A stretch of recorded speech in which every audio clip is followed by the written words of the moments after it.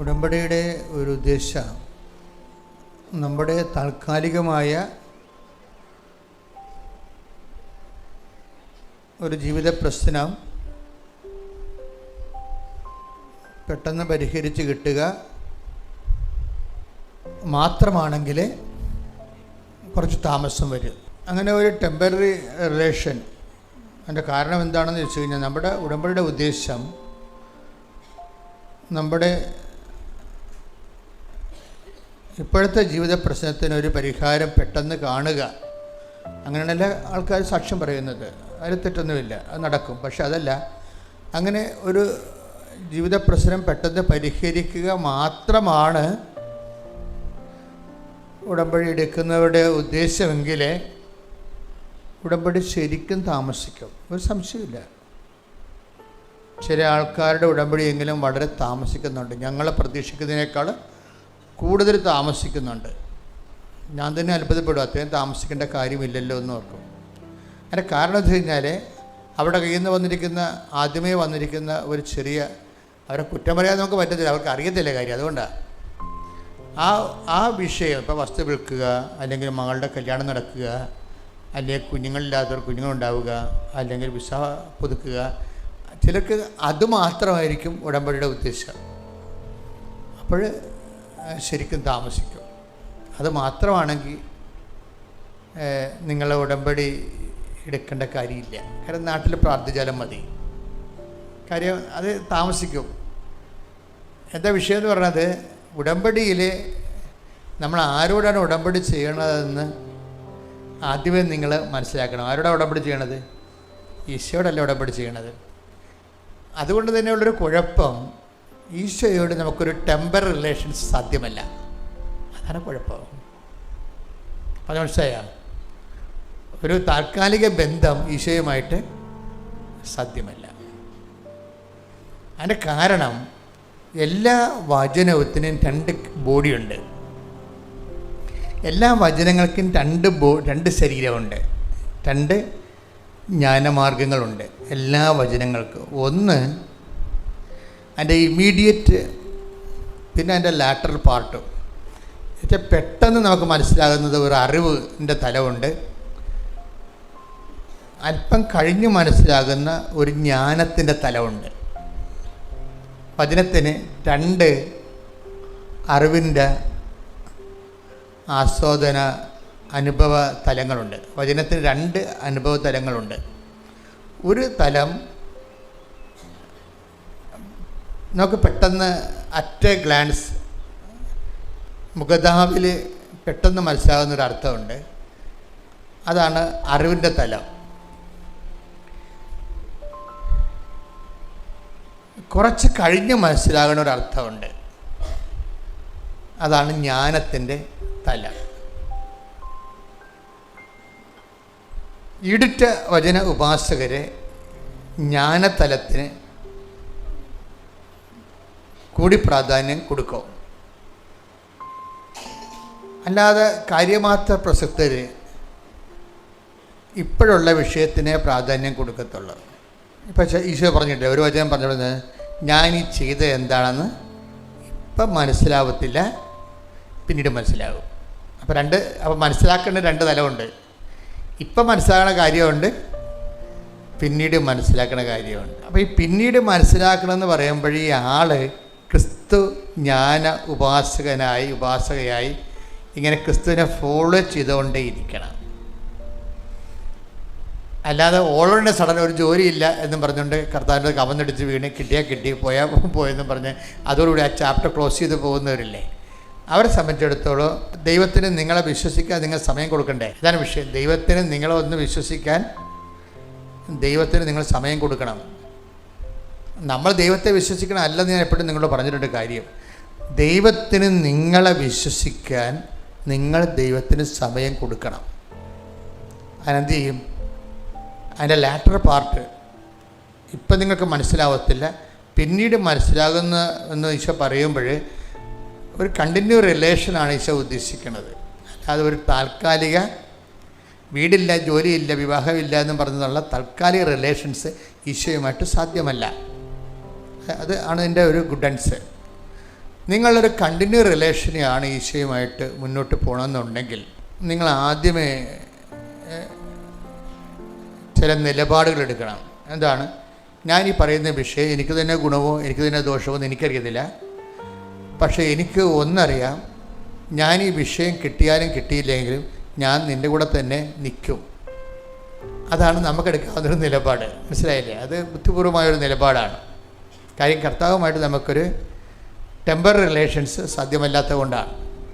അപ്പോൾ എൻ്റെ വിഷയം കിട്ടിയാലും എൻ്റെ ജപ്തി നടപടി ആണിപ്പോൾ എനിക്കുള്ളത്. അത് മാറിയാലും മാറിയില്ലേലും ഞാൻ നിന്നെ തന്നെ സേവിച്ച് നിൻ്റെ കൂടെ തന്നെ നിൽക്കും എന്ന് ഇപ്പം അച്ഛൻ പറഞ്ഞത് കൊണ്ടല്ല നിങ്ങൾ പറയേണ്ടത്. നിങ്ങളതൊരു തീരുമാനമായിട്ട് എടുക്കണം മനസ്സിൽ. അതിന് എന്താണ് അടിസ്ഥാനമെന്ന് നിങ്ങൾ എന്നോട് ചോദിച്ചാൽ ജനകോടികളുടെ യേശു അനുഭവം തന്നെയാണ്. ഈശോനെ അനുഭവിച്ചിട്ടുള്ളവർ അങ്ങോട്ടങ്ങോട്ട് ചെല്ലുന്തോറും കുറച്ചുകൂടി റിലേഷൻസ് മധുരതരമാകാൻ സാധ്യതയുണ്ട്. നിങ്ങളെ പെട്ടെന്ന് കിട്ടുന്ന വിഷയത്തിൽ ആസ്പദമാക്കിയിട്ട് ഇനി വേറെ ഒരു ജ്ഞാനം പറഞ്ഞു തരാനുള്ളത്, ഇപ്പം നിങ്ങൾ എടിപിടി എന്നും പറഞ്ഞൊരു വിഷയത്തിന് കർത്താവിൻ്റെ അടുത്ത് തിരുസന്നിധി വന്നു, ചിലപ്പോൾ അപ്പം തന്നെ അതിന് മറുപടി ഉണ്ടാവും. അത് അത്ര നല്ല കാര്യമല്ല ശരിക്കും പറഞ്ഞാൽ അപ്പം തന്നെ മറുപടി ഉണ്ടാകണത്. അതിൻ്റെ അപ്പം തന്നെ മറുപടി ഉണ്ടാകുന്ന ഒരു കാര്യം, ദൈവം നിന്നെ വിശ്വസിക്കണില്ല എന്ന് കൂടി അതിന് അർത്ഥമുണ്ട്. കാര്യം എന്താണ്? നിൻ്റെ ഈ വിഷയത്തിന് ഇപ്പം സമാധാനം തന്നില്ലെങ്കിൽ നീ 4 കാല വീണ് ഓടുവെന്നും അടുത്ത ആഴ്ച നീ കർത്താവിൻ്റെ തിരുസന്നിധിയിൽ മാഞ്ഞു പോകുമെന്ന് ദൈവത്തിന് അറിയാം. അപ്പം അങ്ങനെ പോകാതിരിക്കാൻ വേണ്ടി ചില സമയത്ത് ഒറ്റയടിക്ക് കർത്താവ് പടപടാന്ന് 1-2 അനുഗ്രഹങ്ങൾ അങ്ങോട്ട് തരും. പിന്നെ ഒരു ഗ്യാപ്പ് ഉണ്ടാകും ചിലപ്പോൾ. ചിലർക്ക് ദൈവം നേരത്തെ ഇപ്പോൾ ഓളോടെ ഇവിടെ വരുന്നവരെല്ലാം ഫ്രഷ് ഹാൻഡ്സ് അല്ലല്ലോ. നേരത്തെ ദൈവമായിട്ട് കുറച്ച് അനുഭവ സമ്പത്തുള്ള ആൾക്കാരാണെങ്കിൽ, നേരത്തെ കർത്താവുമായിട്ട് കുറച്ച് അനുഭവ സമ്പത്തുള്ളവരാണെങ്കിൽ ചിലപ്പോൾ ലാഗ് ചെയ്യാൻ സാധ്യതയുണ്ട്. ഉടമ്പടി ഉടനടി പരിഹാരമാണ്, അതിന് മാറ്റമൊന്നുമില്ല. അത് നമ്മളെല്ലാ ദിവസവും സാക്ഷ്യം കേട്ടുകൊണ്ടിരിക്കുന്നതാണ്. എങ്കിലും എല്ലാവർക്കും ആ തൊപ്പി ചേരത്തില്ല. നേരത്തെ കർത്താവുമായിട്ടൊക്കെ കുറച്ച് ബന്ധവും അടുപ്പവും ഒക്കെ ഉള്ള ആൾക്കാരാണെങ്കിൽ നിങ്ങൾ പെട്ടെന്നൊരു അനുഭവം നോക്കേണ്ട കാര്യമില്ല. എന്താ വെച്ചാൽ കർത്താവ് നീ നിൽക്ക്, നിന്നെ എനിക്കറിയാം, എനിക്ക് നിന്നെ അറിയാം, നിനക്ക് എന്നെ അറിയാം, നീ നിൽക്കെന്ന് പറയും. അപ്പോൾ ഒരു അനുഗ്രഹം ബ്ലോക്ക് ചെയ്യുകയോ താമസിച്ച് ചെയ്ത് കഴിഞ്ഞാൽ അതിൻ്റെ അർത്ഥം നീ നിൽക്കുക എന്നതിൻ്റെ അർത്ഥം. എനിക്ക് നിന്നോട് കൂടുതൽ സംസാരിക്കാനും ഇൻട്രാക്ട് ചെയ്യാനും ഈ ക്യാഷ് ആൻഡ് കൈൻഡിൻ്റെ മെറ്റീരിയൽ ബെനിഫിറ്റ്സിൻ്റെ അപ്പുറത്ത് നമ്മൾ തമ്മിലൊരു മെറ്റഫോറിക്കൽ ആയിട്ടുള്ള റിലേഷൻസ് ഉണ്ട്. ഒരു വിഷയാതീതമായ ഒരു ആധ്യാത്മികതയുണ്ട്. വിഷയം താമസിക്കുമ്പോൾ ശ്രദ്ധിക്കണം, അത് വിഷയാതീതമായ ഒരു ആധ്യാത്മികതയിലേക്ക് കർത്താവ് അത് അംഗീകരിച്ചിട്ടുണ്ടെന്ന് എൻ്റെ അർത്ഥം. അത് വളരെ നിസ്സാര കാര്യമല്ല. കഴിഞ്ഞ ദിവസം ഞാൻ നമ്മുടെ അലക്സച്ചനില്ലേ, അലക്സച്ചൻ്റെ പള്ളിയിലെ ഒരു പോപ്പുലർ മിഷൻ ധ്യാനം നടന്ന്. അപ്പം അച്ഛൻ എന്നോട് പറഞ്ഞ് ധ്യാനം കഴിയുമ്പോൾ ഒരു സമാപന സന്ദേശം കൊടുക്കണമെന്ന് പറഞ്ഞു. അപ്പം ഞാൻ അച്ഛൻ്റെ പള്ളിയിൽ സന്ധ്യയ്ക്ക് 7 മണിക്ക് പോയി. അപ്പം സമാപന സന്ദേശം വേണമെങ്കിൽ എനിക്കൊരു 1000 സമാപന സന്ദേശം കൊടുക്കാൻ പറ്റും. എൻ്റെ ജോലി തന്നെ ഇതാണല്ല, എത്രയോ വർഷമായി. പക്ഷെ ഞാനത് അതിൻ്റെ അകത്തൊരു സത്യസന്ധത ഇല്ലായ്മ കാരണം സമാപന സന്ദേശം ആരാ കൊടുക്കേണ്ടത്? ഒരു ധ്യാനം പൂർണ്ണമായിട്ട് തീരുകയാണ്. അപ്പം എൻ്റെ സമാപന സന്ദേശം കൊടുക്കാൻ എന്നോട് പറഞ്ഞതാണ്. അപ്പോൾ ഞാൻ അവിടെ പോയി ഒരു 3/4 മണിക്കൂറോളം ഇരുന്ന് പ്രാർത്ഥിച്ച്, അച്ഛൻ്റെ പള്ളിയിൽ പോയി ആ ധ്യാനത്തിൻ്റെ പുറകെ സങ്കീർത്തി പോയിരുന്നുണ്ട്. 3/4 മണിക്കൂർ പ്രാർത്ഥിച്ച്. സമാപന സന്ദേശം ആരാ കൊടുക്കേണ്ടത്? അത് കർത്താവല്ലേ കൊടുക്കേണ്ടത്. അതാണ് വിഷയം. സമാപന സന്ദേശം ആരാ കൊടുക്കേണ്ടത്? കർത്താവ് കൊടുക്കേണ്ടത്. അപ്പം അതെനിക്കറിയാം. എനിക്ക് വേണമെങ്കിൽ ഒരു 1000 സന്ദേശം എൻ്റെ കയ്യിലോട്ട് കൊടുക്കാൻ. അപ്പം അത് ഞാനായിരിക്കും കൊടുക്കുന്നത്. അവിടെ കർത്താവിന് ചെയറില്ല. അതാണ് ഈ ഞായറാഴ്ച പള്ളിപ്രസംഗങ്ങൾക്കുണ്ടാകുന്ന ഒരു അപായം. അതാണ് അവർ എന്തെങ്കിലും പുസ്തകങ്ങൾ നോക്കിയിട്ട് ഒരു പോയിൻറ്റ്സ് കണ്ടുപിടിച്ചിട്ട് 2 പോയിൻറ്റ്സ്. ഈ യൂറോപ്യൻ സഭ ഇരുന്ന് പോയതിൻ്റെ കാരണം സായിപ്പിൻ്റെ പോയിൻറ്റ്സാണ്. സായിപ്പ് എല്ലാം പോയിൻറ്റ്സായിട്ടല്ലേ പറയത്തുള്ളൂ. 1 2 3 4 എന്നൊക്കെ പറയും. അത് എന്തെങ്കിലും പുസ്തകമോ കമൻറ്ററി നോക്കിയിട്ട് പുള്ളിക്കാരൻ പറയണതാണ്. പക്ഷെ കുറച്ച് കഴിയുമ്പോൾ അതിൻ്റെ അകത്ത് രക്തവും മാംസവും ഇല്ലല്ല, അത് ഉണങ്ങിയ ഈ ഇപ്പം നമ്മൾ യൂറോപ്പിലൊക്കെ ധ്യാനത്തിന് പോകുമ്പോൾ അവർ ഞാൻ കഴിക്കത്തില്ല, എനിക്ക് കഴിക്കാൻ പാടില്ലാത്തത് കൊണ്ടാണ്, പക്ഷെ അവർ തരുന്നത് എന്താണ്? ഉണങ്ങിയ ഇറച്ചി തരും അവർ. അത് ഇഷ്ടപ്പെട്ട് കഴിക്കുന്നവരുണ്ട്. ഇതുപോലെ വചനത്തിലും ഉണങ്ങിയ നമ്മൾ ഡ്രൈ ഫ്രൂട്ട്സ് എന്ന് പറയുന്നല്ലേ, ഡ്രൈ ഫ്രൂട്ട്സ്, അതുപോലെ ഡ്രൈ ആയിട്ടുള്ള മീറ്റുണ്ട്. ഇതുപോലെ തന്നെയുണ്ട് പച്ച മാംസമുണ്ട്, ഫ്രഷ് ആയിട്ടുള്ള ഫ്രൂട്ട്സ് ഉണ്ട്. അപ്പോൾ സമാപന സന്ദേശത്തിൽ നമുക്ക് വേണ്ടി ഒരു ഡ്രൈ നേരത്തെ നമ്മൾ പഠിച്ചു വെച്ചിരിക്കുന്ന സാധനം അത് 1, 2, 3 പോയിൻറ്റ്സ് കൊടുക്കുമ്പോൾ ഓക്കെയാകും. 2 പൈങ്കിളി കഥയും കൂടി പറയുമ്പോൾ ആൾക്കാർ ഓക്കെയാകും. പക്ഷെ ദൈവം ഓക്കെ ആകത്തില്ല. അതാണ് പ്രശ്നം. ജനങ്ങളെ കയ്യിലെടുക്കാൻ പറ്റും, കണ്ട് കൈയടുപ്പിച്ച് ചിരിപ്പിച്ചൊക്കെ പോകാം, 2 കോമഡിയൊക്കെ അടിച്ച് ചെയ്യുമ്പോൾ ആൾക്കാർ ഓക്കെയാകും. പക്ഷെ ദൈവം ഓക്കെ ആകത്തില്ല. അപ്പം അതുകൊണ്ട് ഞാൻ 3/4 മണിക്കൂർ അവിടെ ഇരുന്ന് പറഞ്ഞ്, എൻ്റെ കർത്താവേ, ജനങ്ങൾ ഇവിടെ നീയാണ് സംസാരിക്കേണ്ടത്, ഞാനല്ലല്ലോ സംസാരിക്കേണ്ടത്. What I am to speak, ഞാൻ എന്താണ് സംസാരിക്കേണ്ടത്? ഞാൻ സംസാരിക്കാനല്ല വിഷയം, നീ അല്ലേ ഇവിടെ സംസാരിക്കേണ്ടത്. അപ്പം നീ സംസാരിക്കണം, എന്നിട്ട് നീ പറയണത് ഞാൻ അവരോട് പറഞ്ഞോളാം എന്ന് പറഞ്ഞു. അപ്പം ഞാനൊരു വിശ്വാസപ്രമാണം ചെയ്തതിന് ശേഷം കർത്താവ് എന്താണ് സമാപനത്തിൽ അവരോട് സംസാരിക്കാൻ ഉദ്ദേശിക്കണമെന്ന് നോക്കിയിട്ട് ഞാൻ വചനം തുറന്നു. വചനം തുറക്കുമ്പോൾ എനിക്ക് കിട്ടിയ വചനം 12 ലൂക്കയുടെ സുവിശേഷമാണ്, 19-ാം അധ്യായമാണ്, 48-ാമത്തെ തിരുവചനം. ആദ്യം എനിക്ക് മനസ്സിലായില്ല, പിന്നീട് എനിക്ക് വല്ലാത്ത മനസ്സിലാക്കലായിപ്പോയി. Take the word of God. ശ്രദ്ധിക്കട്ടെ. Hallelujah, hallelujah, hallelujah, hallelujah, hallelujah. യേശുവേ നന്ദി, യേശുവേ സ്തുതി. ഹല്ലേലൂയ. ലൂക്ക 19:48. ലൂക്ക 19:48. എന്നാൽ അവർക്ക് ഒന്നും ചെയ്യാൻ കഴിഞ്ഞില്ല. കാരണം ജനങ്ങളെല്ലാം അവന്റെ വാക്കുകളിൽ മുഴുകി അവനെ വിട്ടുപോകാതെ നിന്നു. അപ്പം അതാണ് ആ പോപ്പുലർ മിഷൻ ധ്യാനം കഴിഞ്ഞപ്പോൾ അവിടെ ജനങ്ങളുടെ ഹൃദയത്തിൽ സംഭവിച്ച കാര്യം എന്താണ്? ജനങ്ങളെല്ലാം കർത്താവിൻ്റെ വചനങ്ങളിൽ മുഴുകി കർത്താവിനെ വിട്ടുപോകാതെ നിൽക്കുകയാണ്. മനസ്സുകൊണ്ട് കർത്താവിനോട് പറയുക, കർത്താവേ ഞങ്ങളെ വിട്ടുപോകല്ലേ എന്ന് പറയും. അപ്പോൾ അതുകൊണ്ട് എന്താ മെച്ചമുണ്ടായത്? അതിൻ്റെ ആദ്യത്തെ വാക്കാണ് പ്രാധാന്യം. ഈശോനെ പിടിക്കാൻ വേണ്ടി വിട്ട ആൾക്കാരുണ്ടല്ലോ, തിന്മയുടെ ശക്തി, അവർക്ക് ഒന്നും ചെയ്യാൻ കഴിഞ്ഞില്ല. വാക്കൊന്നൊരു വായിച്ചേ. എന്നാൽ അവർക്ക് തിന്മയുടെ ശക്തികളാണ്, അവർക്ക് ഒന്നും ചെയ്യാൻ കഴിഞ്ഞില്ല. കാരണം ജനങ്ങളെല്ലാം അവന്റെ വാക്കുകളിൽ മുഴുകി അവനെ വിട്ടുപോകാതെ നിന്നു. അപ്പൊ ഈശോ എന്ന് പറഞ്ഞ ഇതാണ്, ജനങ്ങൾ ഇപ്പോൾ ഓക്കെയാണ്, അവർ അഭിഷേകത്തിലാണ്, കർത്താവിൻ്റെ വാക്കുകൾ മുഴുകി നിൽക്കുകയാണ്. ഇനി ഈ അരൂപി നിലനിർത്താൻ പറയണം. കാര്യം ആർക്കും ഒന്നും, നമ്മൾ കർത്താവിൻ്റെ വചനത്തിൽ കണ്ടിന്യൂറ്റിയോടുകൂടി നിൽക്കുകയാണെങ്കിൽ നോബഡി ക്യാൻ ഹർട്ടസ്. ആർക്കും ഒന്നും ചെയ്യാൻ പറ്റത്തില്ല. എന്ന് വെച്ച് കഴിഞ്ഞാൽ തിന്മയുടെ ശക്തികൾക്ക് ഒരിക്കലും നമ്മളെ തൊടാൻ പറ്റത്തില്ല. തിന്മയുടെ ശക്തികളെന്ന് പറഞ്ഞാൽ എന്താണെന്ന് വെച്ച് കഴിഞ്ഞാൽ, ബേസിക്കായിട്ട് ഒരു വിഷയം തിന്മയാകുന്നത് എങ്ങനെയാണ്? ക്രിസ്തുവിൽ നിന്ന് നമ്മളെ അകറ്റിക്കളയുന്ന എല്ലാം നമ്മുടെ തിന്മയായിരിക്കും. അങ്ങനെയുള്ളൂ. നന്മ തിന്മകളെന്ന് പറയുമ്പോൾ പഴയ നിയമത്തിൽ ഒരു പഴം കഴിക്കണതും കഴിക്കാത്തതുമായിട്ടാണ്. പക്ഷേ നിങ്ങളോർക്കും പഴം കഴിക്കണമെന്നല്ല പ്രശ്നം.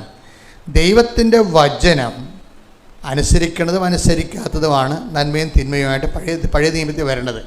അതിൽ പഴത്തിൻ്റെ ഫിഗറേറ്റീവിൽ അവതരിപ്പിക്കുന്നത് മാത്രമേ ഉള്ളൂ. അതിൻ്റെ ജിസ്റ്റ് എന്താണ്? ദൈവത്തിൻ്റെ വചനം, ദൈവത്തിൻ്റെ കൽപ്പന അവർ സ്വീകരിക്കുകയോ നിരസിക്കുകയോ ചെയ്യാം. അതാണ് നന്മയും തിന്മയും എന്ന് പറയുന്നത്, നന്മ തിന്മകളുടെ വൃക്ഷം. അപ്പം നന്മ തിന്മയെന്ന് പഴയ നിയമത്തിൽ പറയുന്നത് വചനം തന്നെയാണ്. വചനം അനുസരിക്കുന്നത്, സ്വീകരിക്കുന്നത് നന്മയും വചനം തിരസ്കരിക്കുന്ന തിന്മയുമാണ്. പുതിയ നിയമത്തിൽ വരുമ്പോൾ വചനം മാംസമായ ഈശോയാണ് നന്മ തിന്മയുടെ അടിസ്ഥാനം. പുതിയ നിയമത്തിൽ വരുമ്പോൾ ഈശോനെ സ്വീകരിക്കുകയോ, ഈശോയാണ് ജീവൻ്റെ ബലമെന്ന് പറയണത്, ഈശോനെ സ്വീകരിക്കുകയോ സ്വീകരിക്കാതിരിക്കുകയോ ചെയ്യുന്നതാണ് നന്മ തിന്മകളുടെ മാനദണ്ഡമെന്ന് പറയണത്. അപ്പം തിന്മകൾ നമ്മുടെ ഉള്ളിലേക്ക് വരണ ഒരു സമയമെന്ന് പറയുമ്പോൾ അതിനെ ഇൻടൈറ്റ് ചെയ്ത് കളയണം. അപ്പോൾ എങ്ങനെയാണ് ചെയ്യണത്? ജനങ്ങളെല്ലാം ഒന്നൊരു വായിച്ച വചനം, എന്നാൽ അവർക്ക് ഒന്നും ചെയ്യാൻ കഴിഞ്ഞില്ല. കാരണം ജനങ്ങളെല്ലാം അവന്റെ വാക്കുകളിൽ മുഴുകി അവനെ വിട്ടുപോകാതെ നിന്നു. അപ്പൊ അതാണ് വിഷയം. അവനെ വിട്ടുപോകാതെ നിന്നു, അതാണ് വിഷയം. നമ്മുടെ വിഷയം നമ്മൾക്ക് ഏതെങ്കിലും ഒരു പ്രാർത്ഥനയുടെ കാര്യം നടന്നില്ലേ എന്ന് വിചാരിച്ചുകൊണ്ടാണ് ആൾക്കാർ ദൈവത്തിൽ നിന്ന് കൂടെ നിൽക്കണതും വിട്ടുപോണതും. വിഷയാധിഷ്ഠിതമാണ് റിലേഷൻസ്. ഇവിടെ ഇപ്പോൾ ഇതിൻ്റെ അകത്ത് വന്നിരിക്കുന്നത് ഈ കൂട്ടായ്മ തന്നെ നോക്കിയോ, ഇതിൻ്റെ അകത്ത് ഒരു 40% നോൺ കാത്തലിക്സാണ്, നോൺ ക്രിസ്ത്യൻസും ഉണ്ട്. എനിക്ക് നോൺ ക്രിസ്ത്യൻസിനോട് യാതൊരു വിശ്വാസവും ഇല്ല. എന്താ കാര്യം? നിങ്ങൾക്ക് ക്രിസ്തുവിനെ അറിയത്തില്ല. ആ അനുഗ്രഹം നിങ്ങൾ പറയുന്ന സമയത്തുള്ളിൽ കിട്ടിയില്ലെങ്കിൽ നിങ്ങൾ വിട്ടുപോകും. ഒരു സംശയമില്ല കാര്യത്തിൽ. അതെപ്പോഴും നമ്മൾ ശ്രദ്ധിക്കണം. ഒരു ക്യാഷ് ആൻഡ് കൈൻ്റെ ഒരു ആനുകൂല്യം നേടിയെടുക്കാൻ വേണ്ടി മാത്രമാണ്. അതുകൊണ്ട് എപ്പോഴും വചനം പറയുന്നൊരു വിഷയം എന്താണ്? നിങ്ങൾ 15:26 എടുത്ത് 1 കൊരിന്ത്യസിന്റെ സ്തുതിക്കട്ടെ. Hallelujah, hallelujah, hallelujah, hallelujah. യേശുവേ നന്ദി, യേശുവേ സ്തുതി. ഹല്ലേലൂയ. ഈ ജീവിതത്തിന് വേണ്ടി മാത്രമാണ്. സ്തുതിക്കട്ടെ. Hallelujah, hallelujah, hallelujah, hallelujah, hallelujah. യേശുവേ നന്ദി. ഹല്ലേലൂയ. 1 കൊരിന്തോസ് 15:19. 1 കൊരിന്തോസ് 15:19. ഈ ജീവിതത്തിന് വേണ്ടി മാത്രം ക്രിസ്തുവിൽ പ്രത്യാശ വച്ചിട്ടുള്ളവരാണെങ്കിൽ നമ്മൾ എല്ലാ മനുഷ്യരെയും നിർഭാഗ്യരാണ്. അപ്പോൾ ഈ ജീവിതത്തിന് വേണ്ടിയുള്ള വീട്, ജോലി, വിവാഹം, ജപ്തി നടപടി മാറുക, പിന്നെ അങ്ങനെയുള്ള ഈ ജീവിതത്തിന് വേണ്ടി മാത്രമാണ് നിങ്ങളെ ഉടമ്പടി വെച്ചിട്ടുണ്ടെങ്കിൽ മറ്റു മനുഷ്യരെക്കാളും, ഉടമ്പടി എടുക്കാത്ത ആൾക്കാരെക്കാളും, ക്രിസ്തുവിനെ അറിയാത്ത ആൾക്കാരെക്കാളും നിങ്ങൾ ഹതഭാഗ്യരാണെന്നാണ്. അപ്പോഴെന്താ പ്രശ്നം എന്ന് വെച്ച് കഴിഞ്ഞാൽ, ക്രിസ്തുവുമായിട്ടുള്ള വഴിയാത്രയിൽ അനുഭവിക്കുന്നൊരു അനുഭവമുണ്ട്, പിന്നീട് വരുന്നൊരു അനുഭവമുണ്ട്. ഇപ്പോൾ ഉള്ളത് അറിവാണ്, പിന്നീട് വരുന്നത് എന്താണ്? ജ്ഞാനമായിരിക്കും. ഈ ജ്ഞാനം വരുന്ന അത്രയും കാലം നമ്മളെ തീഷ്ണതയിൽ പുരോഗമിക്കേണ്ടി വരും. നമുക്ക് ആദ്യം കിട്ടുന്ന അറിവാണ്. ഇപ്പം ഞാൻ നിങ്ങളെ അനാഥരായി വിടുകയില്ല, അല്ലേ? അപ്പം അതിൻ്റെ അകത്ത് ഒരു അറിവുണ്ട്, ഞാൻ നിങ്ങളെ അനാഥരായി വിടുകയില്ല. അതിൻ്റെ അകത്തൊരു ജ്ഞാനമുണ്ട്. എൻ്റെ പേര് മിനിമോൾ നന്ദകുമാർ. ഞാൻ ഇടുക്കി കട്ടപ്പനയിൽ നിന്നാണ് വരുന്നത്. എന്നെ ഒരു പുനർജന്മം നൽകി ഈ പരിശുദ്ധ മാതാവിൻ്റെ അൾത്താരിയിൽ നിന്ന് വന്ന് പറയാനുള്ള അനുഗ്രഹം തന്ന പരിശുദ്ധ അമ്മയ്ക്കും തിരുക്കുമാരനും 1000 കോടി നന്ദി പറഞ്ഞുകൊണ്ടാണ് ഞാൻ ഇവിടെ വന്നത്. നന്ദി പറയുന്നതിന് വേണ്ടിയാണ് ഞാനിവിടെ വന്നത്. ഞാൻ 2020 കാലഘട്ടത്തിൽ 2020 മുതൽ 25 വരെയുള്ള കാലഘട്ടത്തിൽ ഞാൻ പഞ്ചായത്ത് പ്രസിഡൻ്റായിട്ട് ഞങ്ങളുടെ കട്ടപ്പന മേരികുളം അയ്യപ്പൻകോവിൽ എന്ന പഞ്ചായത്ത് പ്രസിഡൻ്റായിട്ട് ഇരിക്കെ എൻ്റെ ഒരു കൂട്ടുകാരത്തി ഒരു ഫ്രണ്ടിനെ കൊണ്ടുവന്ന് അവർക്ക് ഇസ്രയേലിന് പോകുവാനാണ്, കുറച്ച് പൈസ കൊടുത്ത് സഹായിക്കണമെന്ന് പറഞ്ഞ് എൻ്റെ അടുത്ത് വരികയും ആദ്യം ഞാനൊരു 3-4 തവണ ഒഴിഞ്ഞു മാറിയെങ്കിലും വലിയ ഭീമമായ തുക വേണമെന്ന് ആവശ്യപ്പെട്ടപ്പോൾ ഞാൻ ഒഴിഞ്ഞു മാറിയെങ്കിലും പിന്നീട് അവർ എങ്ങനെയോ ഒരു 4-5 തവണ വന്നു കഴിഞ്ഞപ്പോൾ ഞാൻ അവരിൽ പെട്ടു. ഞാൻ എല്ലാവരും കുറേ പേരെ വിളിച്ചു പറഞ്ഞിട്ട്, ഞാൻ ആരെ നേരിട്ട് വാങ്ങിച്ചു കൊടുത്തില്ലെങ്കിൽ പോലും വിളിച്ചു പറഞ്ഞനുസരിച്ച് അവർക്ക് ആവശ്യമുള്ള പൈസ, അത് കുറേ അധികം ലക്ഷങ്ങളുണ്ട്, അവർക്ക് കൊടുക്കുകയും, പക്ഷേ അവർ എന്നെ ശരിക്കും ചതിക്കുമായിരുന്നു എന്നുള്ളത് പിന്നീടാണ് എനിക്ക് അറിയാൻ സാധിച്ചത്. ഞാൻ 1 വർഷം കഴിഞ്ഞപ്പോഴേക്കും ഇവർക്ക് കൊടുക്കുവാനുള്ള പൈസ ഞാൻ വിളിച്ചു പറഞ്ഞതുകൊണ്ട് എന്നെ വിശ്വസിച്ച് കൊടുത്ത ആൾക്കാരെ ഒരിക്കലും എനിക്ക് ചതിക്കാൻ പറ്റില്ല എന്നുള്ളത് കൊണ്ട് ഞാൻ അവർക്ക് കുറേ പേർക്കൊക്കെ ഞാൻ അവിടുന്ന് ഇവിടുന്നൊക്കെ തിരിച്ചും മറിച്ചും എൻ്റെ കയ്യിൽ ഉണ്ടായിരുന്ന സ്വർണ്ണങ്ങളും ഇട്ടും ബാങ്കിൽ കിടന്ന പൈസയൊക്കെ എടുത്ത് ഞാൻ അവർക്ക് കൊടുത്തു കഴിഞ്ഞെങ്കിലും എനിക്ക് പിടിച്ചു നിൽക്കാൻ പറ്റാത്തൊരവസ്ഥയിൽ ഞാൻ മാനസികമായിട്ട് വളരെയധികം തകർന്ന് ഞാൻ ആത്മഹത്യ ചെയ്യാൻ വേണ്ടി പലതവണ ഞാൻ എൻ്റെ റൂമിൽ കിടന്നുകൊണ്ട് ഫാനയിലോട്ട് നോക്കി ആത്മഹത്യ ചെയ്യുവാനുള്ള ഒരു ഒരുക്കത്തിൽ ഞാനിരുന്നു. അപ്പോഴെല്ലാം എൻ്റെ യേശു ക്രിസ്തുവും പരിശുദ്ധ അമ്മയും എനിക്ക് ആ മരണത്തിൽ നിന്നെല്ലാം എന്നെ ഒഴിവാക്കിക്കൊണ്ട്, അപ്പോൾ എൻ്റെ കുഞ്ഞുങ്ങളുടെ മുഖവും അതുപോലെ തന്നെ വാങ്ങിച്ചു കൊടുത്ത് ഇനിയും കൊടുക്കുവാനുള്ള ആൾക്കാരുണ്ട്, അവരെ എന്നെ വിശ്വസിച്ച് കൊടുത്തുകൊണ്ട് എനിക്ക് അവരെ ചതിക്കാൻ പറ്റത്തില്ലോ ഒരു മനസ്സിൽ എൻ്റെ ഇത് കിടക്കുന്നതുകൊണ്ട് എനിക്ക് അതിനൊന്നും സാധിച്ചില്ല. പിന്നെ ഞാൻ പഞ്ചായത്ത് പ്രസിഡൻ്റ് സ്ഥാനം രാജിവെച്ചുകൊണ്ട്, ഞാൻ എൻ്റെ മോൾ അന്ന് ബഹ്റൈനിലായിരുന്നു. അപ്പോൾ ഞാൻ മോളുടെ അടുത്തേക്ക് കയറിപ്പോയി. അവിടെ ചെന്ന് ശരിക്കും ജോലി ചെയ്ത് കുറേയധികം പൈസ ഞാൻ കടം വീട്ടുകയും, അതുപോലെ തന്നെ എൻ്റെ ഇളയ മോള് ഒരു 15-20 ലക്ഷം രൂപയ്ക്കടുത്ത് അതും കടം വീട്ടി. ഇപ്പോൾ എൻ്റെ സ്ഥലം മാത്രമാണ് നിൽക്കുന്നത്. അത് കുട്ടി എനിക്ക് തരാനുള്ള പൈസ തരാമെന്ന് ഇപ്പോഴും പറയുന്നുണ്ടെങ്കിൽ പോലും 1 രൂപ പോലും എനിക്ക് തന്ന് എന്നെ സഹായിച്ചിട്ടില്ല. അതിൻ്റെ മാനസികമായ വിഷമത്തിലാണ് ഞാൻ നിൽക്കുന്നത്. അപ്പോൾ ഞാൻ ബഹ്റൈനിലുണ്ടായിരുന്ന സമയത്ത് ഞാൻ നേരത്തെ തന്നെ പരിശുദ്ധ അമ്മയിലും യേശു ക്രിസ്തുവിലും വിശ്വസിച്ച്, ഞാനൊരു ഹിന്ദുവാണ്, എന്നാൽ പോലും ഞാൻ വർഷങ്ങളായിട്ട് ഈ ഒരു വിശ്വാസത്തിലും പ്രാർത്ഥിക്കുകയൊക്കെ ചെയ്യുന്നു, ബൈബിൾ വായിക്കുകയൊക്കെ ചെയ്യുന്നതുകൊണ്ടാണ് എനിക്ക് ജീവൻ തിരിച്ചു കിട്ടിയത് എന്നുള്ളൊരു പൂർണ്ണ വിശ്വാസം എനിക്ക് അന്നുമുണ്ട്, ഇന്നുമുണ്ട്. അപ്പോൾ ഞാൻ ബഹ്റൈനിലായിരുന്ന സമയത്ത് അവിടെ യൂട്യൂബിൽ കൃപാസനത്തെക്കുറിച്ച് അറിയുകയും അവിടുത്തെ പ്രാർത്ഥന യൂട്യൂബിൽ കണ്ടു പ്രാർത്ഥിക്കുകയും അച്ഛൻ്റെ ടോക്ക് കേൾക്കുകയും ആരാധന കൂടുകയൊക്കെ ചെയ്യുന്നതിൻ്റെ വെളിച്ചത്തിൽ ഞാൻ അവിടെ ഇരുന്നുകൊണ്ട് എനിക്ക് ഓൺലൈനിൽ ഉടമ്പടി എടുക്കാൻ എനിക്ക് സാധിച്ചില്ല. ഞാനിവിടെ 1 വർഷം കഴിഞ്ഞപ്പോൾ ഇവിടെ വന്നിട്ട് ഇവിടെ വന്ന് നേരിട്ട് 2022 ഡിസംബർ മാസം 27-ാം തീയതി ഞാൻ നേരിട്ട് ഇവിടെ വന്ന തീർത്ഥാടന ഉടമ്പടി എടുത്തു. ആ ഉടമ്പടി എടുത്തതിൻ്റെ ഉടമ്പടി എടുത്തിട്ട് ഞാൻ അതിനുവേണ്ടി തന്നെയാണ് ഇവിടെ വന്നത്.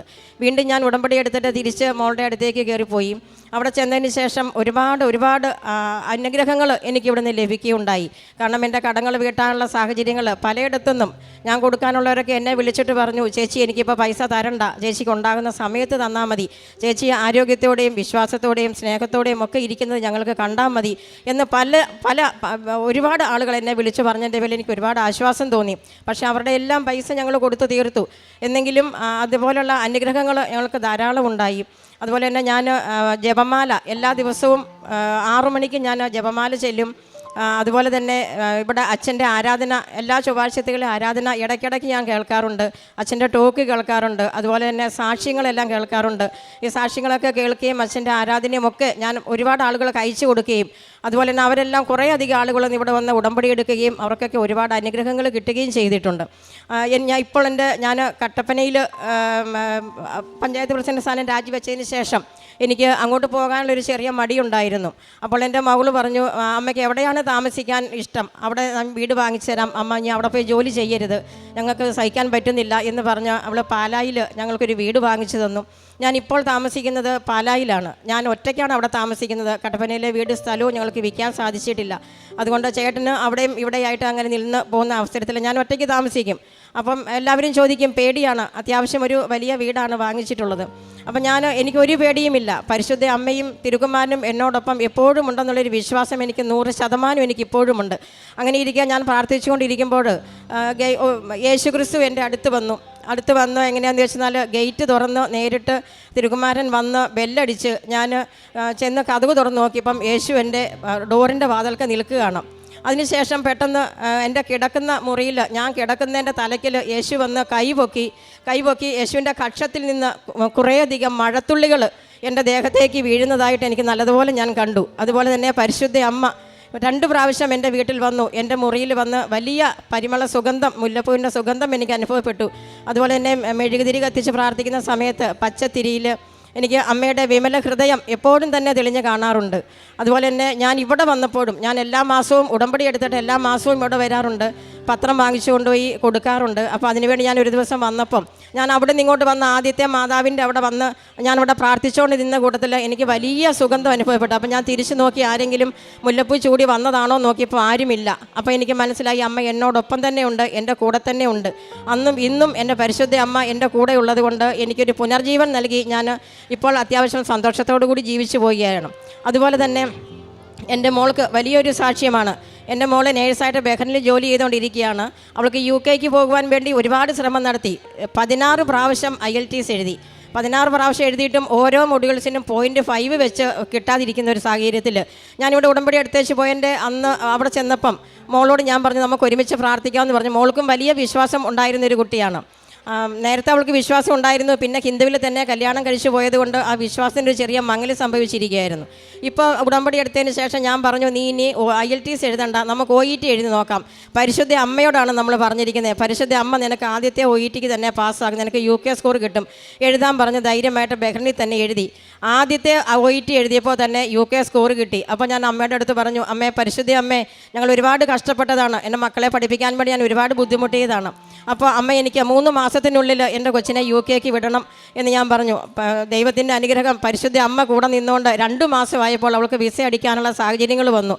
അപ്പം 1 മാസം മുൻപേ ഹോസ്പിറ്റലിൽ നിന്ന് റിസൈൻ ചെയ്യാൻ പറ്റാത്തതുകൊണ്ട് 3-ാമത്തെ മാസം റിസൈൻ ചെയ്ത് എൻ്റെ മോള് UKക്ക് കയറി പോവുകയും അതിനുശേഷം ഭർത്താവും കൊച്ചും.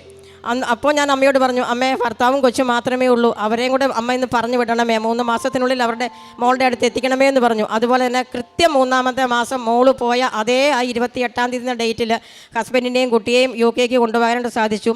UK ചെന്ന് കഴിഞ്ഞിട്ടാണെങ്കിലും NHSലാണ് അവൾക്ക് ജോലി ലഭിച്ചിട്ടുള്ളത്. അവിടെ ചെന്നിട്ട് വേറൊരു എക്സാം ഉണ്ടായിരുന്നു. ആ എക്സാം 34 പേര് എഴുതിയതിൽ 3 പേരാണ് ജയിച്ചത്. അതിലൊരു കുട്ടി എൻ്റെ കുട്ടിയായിരുന്നു.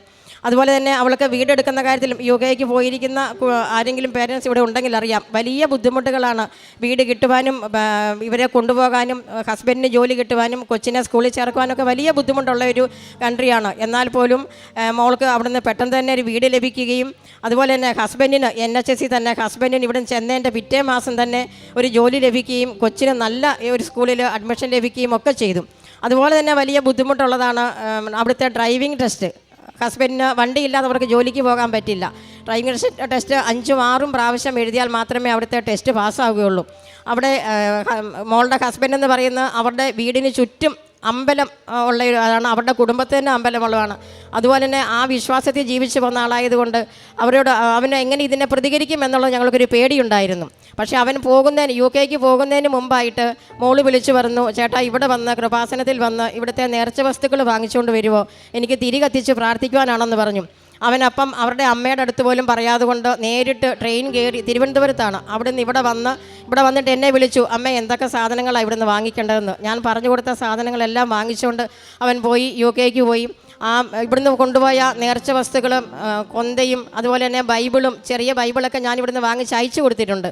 ബൈബിള്, കൊന്ത, അമ്മയുടെ കാശുരൂപം, അമ്മയുടെ തൈലം, ഇതെല്ലാം കൊണ്ടാണ് ഇവർ അവിടെ ജീവിക്കുന്നത് ഇപ്പം. അതുപോലെ തന്നെ ടെസ്റ്റിന് പോയ സമയത്ത് ഇതെല്ലാം വണ്ടിക്കകത്ത് വെച്ച് കൊണ്ടുപോവുകയും ആദ്യത്തെ ടെസ്റ്റിന് തന്നെ ഇവന് ആ ഡ്രൈവിംഗ് ടെസ്റ്റ് പാസ്സാകുകയും ചെയ്തു.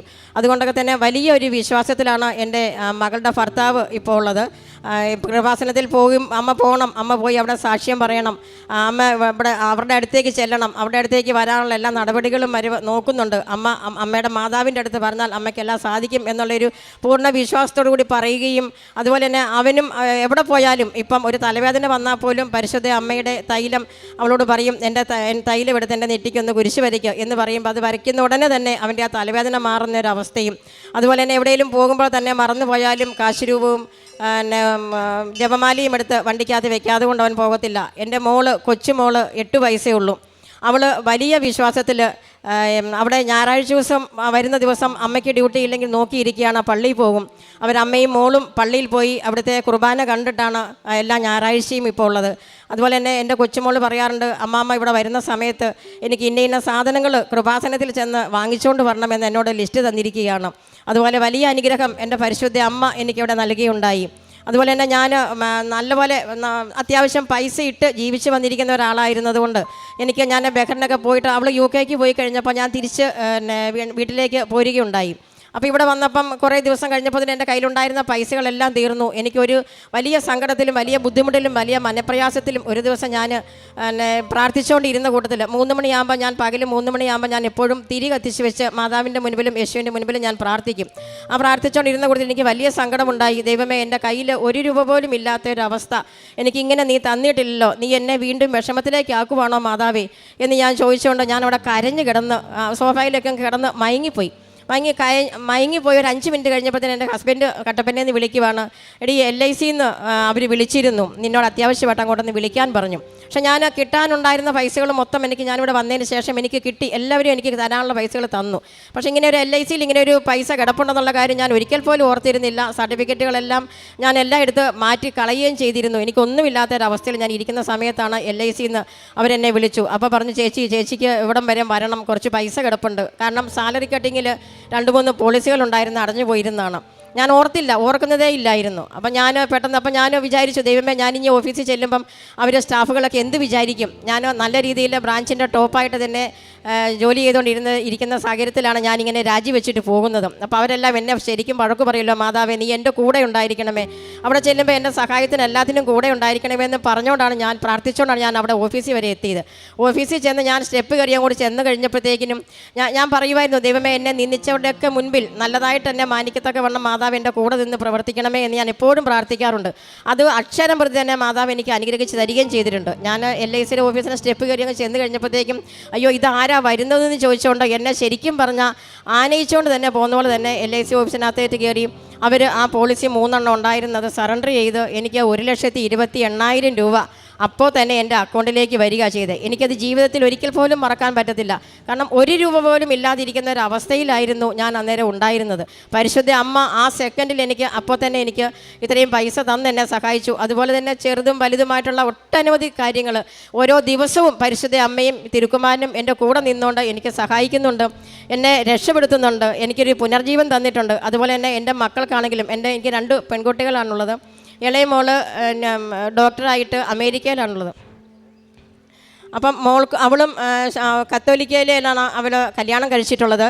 ഞങ്ങൾ സ്നേഹിച്ച് കെട്ടിയതല്ല മോള്, അത് മാട്രിമോണിയിൽ ഇട്ട് തന്നെ ദൈവം ഈശോ ഞങ്ങൾക്ക് തന്ന ഒരു അനുഗ്രഹമാണ്. അപ്പം അവളും നന്നായിട്ട് തന്നെ പ്രാർത്ഥിക്കുന്ന ഒരാളാണ്. മൂത്ത മോളും അതുപോലെ തന്നെ നന്നായിട്ട്.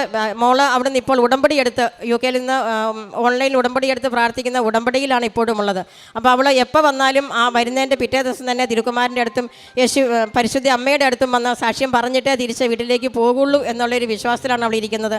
അവളാണ് ഇന്ന് എന്നെ പറഞ്ഞു വിട്ടത്, അമ്മ എത്രയും വേഗം കൃപാസനത്തിൽ ചെല്ലണം, നമുക്കൊരു ദൈവവിളി പോലെ ഉണ്ടായി അമ്മ എന്ന് സാക്ഷ്യം പറയണം എന്നുള്ളത് കൊണ്ടാണ് ഞാൻ ഇന്ന് തന്നെ തിടുക്കത്തിൽ തന്നെ ഞാൻ ഇന്ന് നേരം വെളുത്തപ്പോഴാണ് ഞാൻ രാത്രിയിലാണ് ഓർത്ത് എനിക്കിന്ന് പോരണമെന്ന്. ഞാനിപ്പോൾ ഹസ്ബൻഡിനോട് പറഞ്ഞിട്ട് ഞാനിങ്ങ് പോരുവാണ് ചെയ്തത്. എന്നെ ഈ ആൾത്താരിൽ നിന്ന് ഇത്രയും അനുഗ്രഹം തന്ന് എനിക്ക് പുനർജീവൻ തന്ന് പുനർജീവൻ എന്ന് പറഞ്ഞാൽ ഞാൻ ആത്മഹത്യ 2-3 പ്രാവശ്യം ആത്മഹത്യ ചെയ്യാൻ വേണ്ടി ഒരുങ്ങിയതാണ്. കാരണം എനിക്ക് പിടിച്ച് നിൽക്കാൻ പറ്റത്തില്ല. എന്നെ വിശ്വസിച്ച് കൊടുത്ത പൈസ കൊടുത്ത ആൾക്കാരുടെ അടുത്ത് മുഖത്ത് നോക്കി എനിക്ക് ഇല്ല എന്ന് പറയാനൊരവസ്ഥ ഇല്ല. അതുകൊണ്ടാണ് ഞാൻ അതിനൊക്കെ ഒരുങ്ങിയത്. അപ്പോഴെല്ലാം എൻ്റെ യേശു ക്രിസ്തുവും എൻ്റെ പരിശുദ്ധ അമ്മയും, ഞാൻ നേരത്തെ തൊട്ടേ മാതാവിനെ പ്രാർത്ഥിക്കുന്ന ഒരാളാണ്. അവിടെയുള്ളവരെല്ലാവരും പറയും, ചേച്ചി മാതാവിൻ്റെ ആളാണ്, ചേച്ചിക്ക് ഒരു കുഴപ്പവും വരില്ല എന്നെല്ലാവരും പറയുന്ന ഒരു അവസ്ഥയിലേക്കാണ് എനിക്ക് ഇന്നും ഉണ്ടായിരുന്നത്. ഇപ്പോഴെല്ലാവരും പറയും, ചേച്ചിക്ക് എന്ത് വേണം, ചേച്ചി കൃപാസന മാതാവ് ചേച്ചിയുടെ കൂടെ ഉണ്ടല്ലോ എന്നാണ് പറയുന്നത്. ഞാൻ എൻ്റെ വീട്ടുകാരെയും 2-3 കുടുംബങ്ങളെ ഇവിടെ വിട്ട് ഉടമ്പടി എടുത്ത് പ്രാർത്ഥിപ്പിച്ചിട്ടുണ്ട്. അവർക്കൊക്കെ അനുഗ്രഹങ്ങൾ ചെറുതും വലുതുമായിട്ട് ലഭിച്ചുകൊണ്ടിരിക്കുകയാണ്. അതുപോലെ തന്നെ ഞാനിപ്പോൾ താമസിക്കുന്ന പാലായിൽ അടുത്തുള്ള ക്രിസ്ത്യൻസ് കുടുംബങ്ങൾ 4 പേരെയും കൊണ്ടാണ് ഞാൻ കഴിഞ്ഞ മാസം ഇവിടെ വന്ന് ഉടമ്പടി എടുത്തത്. അവരെല്ലാ മാസവും വരുന്നില്ല.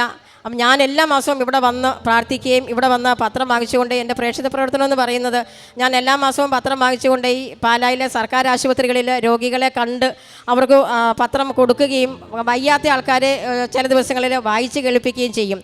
അതുപോലെ തന്നെ അവിടെ നവജീവൻ ട്രസ്റ്റ് എന്ന് പറഞ്ഞൊരു ട്രസ്റ്റ് ഉണ്ട് പാലായിൽ, വലിയ ദുരിതം അനുഭവിക്കുന്ന ഒരു ട്രസ്റ്റാണ്. അവിടെ ഞാൻ എല്ലാ മാസവും ഭക്ഷണം ഉണ്ടാക്കി അവിടെ കൊടുക്കാറുണ്ട്. ഞങ്ങളുടെ അതിലെ വരും, ഞാൻ ചെന്നതിന് ശേഷമാണ് അതിലെ ഭക്ഷണം എടുക്കാനായിട്ട് അവിടെ നിന്ന് ആൾക്കാർ വരും. അപ്പോൾ ഞങ്ങൾ കുറേ വീട്ടുകാർ ഒരുമിച്ച് ചേർന്നുകൊണ്ട് അവിടെ ഭക്ഷണം ഉണ്ടാക്കി കൊടുക്കുന്നുണ്ട്.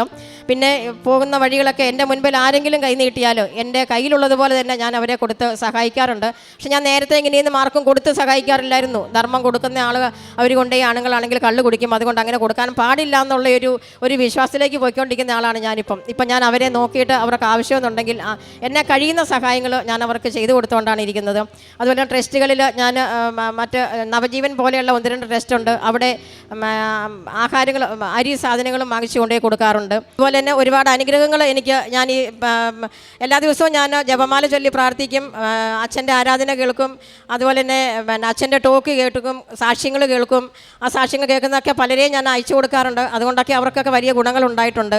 എന്നെ ഇവിടെ എനിക്ക് ഇത്രയും അനുഗ്രഹങ്ങൾ തന്ന, ഈ ആൾത്താരിൽ കയറ്റി നിർത്തി എന്നെ സംസാരിപ്പിക്കാൻ അനുവാദം തന്ന, അനുഗ്രഹം തന്ന പരിശുദ്ധ അമ്മയ്ക്കും ദൈവകുമാരനും 1000 കോടി നന്ദി പറഞ്ഞുകൊണ്ട് ഞാൻ എൻ്റെ വാക്ക് നിർത്തുന്നു. പരിശുദ്ധ കൃപാസന മാതാവിനും ത്രിയേക ദൈവത്തിന് നമുക്ക് നന്ദി അർപ്പിക്കാം. കർത്താവ് അരുളി ചെയ്യുന്നു, ജീവനും പുനരുത്ഥാനവും ഞാനാകുന്നു, എന്നിൽ വിശ്വസിക്കുന്നവൻ മരിച്ചാലും ജീവിക്കും, എന്നിൽ വിശ്വാസം അർപ്പിച്ച് ജീവിക്കുന്നവൻ ഒരിക്കലും മരിക്കുകയില്ല. ഈ മകള് ഇവിടെ ഉടമ്പടി എടുക്കുവാനായിട്ട് വരുന്നത് ഒരു സുഹൃത്തിനെ സഹായിച്ചതിൻ്റെ പേരിലാണ്. അതായത് പഞ്ചായത്ത് മെമ്പറായിട്ട് സേവനം അനുഷ്ഠിക്കുമ്പോൾ ഒരു സുഹൃത്തിന് സാമ്പത്തികമായിട്ടുള്ള സഹായങ്ങൾ മറ്റുള്ളവരിൽ നിന്ന് വാങ്ങി നൽകി. പറയുന്നത് ഒരു 50 ലക്ഷത്തോളം രൂപയാണ് ഈ സഹോദരി ആ സുഹൃത്തിന് വേണ്ടി വാങ്ങിക്കൊടുത്തത്. പക്ഷേ ആ സുഹൃത്ത് സംയോജിതമായിട്ട് പെരുമാറിയില്ല, അത് തിരിച്ചടക്കുന്നതിനെ വിമുഖത കാണിച്ചു. പക്ഷേ ആ സമയത്ത് ഒരു 2-3 തവണയെങ്കിലും ജീവിതം വേണ്ട എന്ന് വെക്കാവുന്ന തരത്തിലായിരുന്നു ഈ സഹോദരിയുടെ ഒരു അവസ്ഥ. ആ അവസ്ഥയിലാണ് പരിശുദ്ധ അമ്മയുടെ മുമ്പിൽ വന്ന് ഉടമ്പടി എടുത്ത് പ്രാർത്ഥിക്കുന്നത്. സമയത്തിൻ്റെ മേൽ അധികാരമുള്ള പരിശുദ്ധ കന്യകാ മാതാവ്, കൃപാസന മാതാവ് കൃത്യമായി ഈ മകളുടെ ജീവിതത്തിൽ സമയോചിതമായി ഇടപെട്ടു എന്നുള്ളതാണ്. യോഹന്നാൻ്റെ സുവിശേഷം 5 പറയുന്നത് പോലെ 38 വർഷമായി ബെത്സൈദ കുളക്കടവിൽ കിടന്നിരുന്ന രോഗിയുടെ മേൽ അവൻ പറഞ്ഞതുപോലെ അവൻ ചെയ്തപ്പോൾ സമയമാകാതിരുന്ന കാര്യത്തെ അത് പ്രത്യേകമാം വിധം ഈശോയുടെ സാന്നിധ്യത്തിൽ അത് വെളിവാകുകയാണ്. ഈ മകൾ പറയുകയുണ്ടായി, ആ കടങ്ങളൊക്കെ ഇപ്പോൾ എല്ലാം പരിശുദ്ധമ്മയുടെ മധ്യസ്ഥർ ഉടമ്പടി എടുത്ത് മാറ്റി. ഇപ്പോൾ പുതിയൊരു വീട് വേറൊരു സ്ഥലത്ത് വെച്ച് അവിടെ താമസിക്കുന്നു. അവിടെ ഒറ്റക്ക് താമസിക്കുമ്പോൾ ഞാൻ ഒറ്റക്കല്ല, സാന്നിധ്യമായി പരിശുദ്ധമ്മയുടെ സുഗന്ധം എൻ്റെ കൂടെയുണ്ട്. ഞാനിവിടെ കൃപാസനത്തിൽ വരുന്ന സമയത്ത് ഇവിടെയും മുല്ലപ്പൂവിൻ്റെ നിരവധി സമയങ്ങളിൽ എനിക്ക് സുഗന്ധമുണ്ടായിട്ടുണ്ട്. അതായത് പരിശുദ്ധ അമ്മയുടെ കരം പിടിക്കലാണ് ഉടമ്പടി എടുക്കുമ്പോൾ നമ്മൾ ചെയ്യുന്ന ഒന്നാമത്തെ കാര്യം. അമ്മയുടെ കരം പിടിക്കുകയാണ്. അതുവരെ പിടിക്കാത്തൊരു കരം നമ്മൾ പിടിക്കുന്നതാണ്. അപ്പോൾ ഈ ഒരു തകർച്ചയുടെ അവസ്ഥയിൽ നിന്നും കരം പിടിച്ച പരിശുദ്ധ അമ്മ ഈ മകളെ ഉയർത്തിക്കൊണ്ടുവന്ന് ജീവിതത്തിൽ ദൈവത്തോട് ചേർന്ന് നിൽക്കണമെന്ന് ബോധ്യപ്പെടുത്തി, ദൈവത്തെ മഹത്വപ്പെടുത്തണമെന്ന് ബോധ്യപ്പെടുത്തി. പിന്നീട് മകൾ 16 തവണയാണ് IELTS എഴുതിയത്. 16 തവണ എഴുതിയിട്ടും കിട്ടാതിരുന്നത് ഇവിടെ പരിശുദ്ധ അമ്മയുടെ മധ്യസ്ഥൽ ഉടമ്പടി എടുത്തപ്പോൾ തന്നെ അവൾക്ക് അവിടെ ജോലി ലഭിക്കുകയും അവിടെ UK താമസിക്കുവാനുള്ള എല്ലാ സൗകര്യങ്ങളും പരിശുദ്ധ അമ്മ ഒരുക്കുകയും ചെയ്തു. മരുമകൻ വിശ്വാസത്തിലോട്ട് വന്നു. കുഞ്ഞ് പോലും, അതായത് പേരക്കിടാവ് പോലും പറയുന്നത് കൃപാസനത്തിൽ നിന്നും നേർച്ച വസ്തുക്കൾ വാങ്ങിക്കൊണ്ട് ചെല്ലണമെന്ന രീതിയിൽ വിശ്വാസത്തിലോട്ട് ഈ കുടുംബം പൂർണ്ണമായിട്ടും വളർന്നിട്ടുണ്ട്. പരിശുദ്ധ അമ്മ ഈ സഹോദരിക്കും ഈ സഹോദരിയുടെ കുടുംബത്തിനും ചെയ്ത വലിയ നന്മയ്ക്കും പ്രത്യേകമായിട്ട് നന്ദി പറഞ്ഞുകൊണ്ട് കരങ്ങളടിച്ച് നമുക്ക് ദൈവത്തെ മഹത്വപ്പെടുത്താം.